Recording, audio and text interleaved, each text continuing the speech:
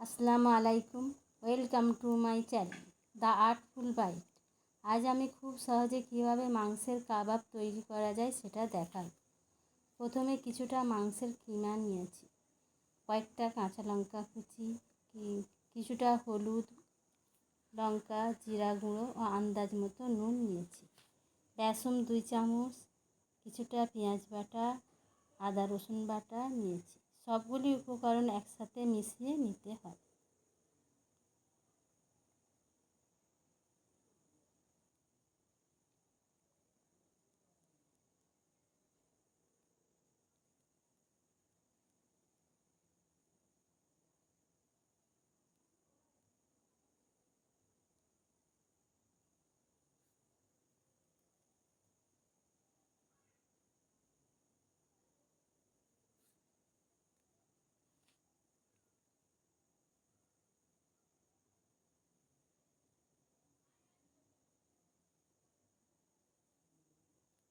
তারপর 2 চামচ তেল দিয়ে আবারও ভালো করে মিশিয়ে নিলাম।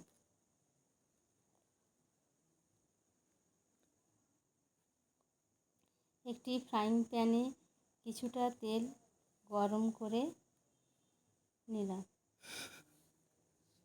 এটা একটি হাতের সাহায্যে চ্যাপটা শেপ করে ভেজে নিতে হবে।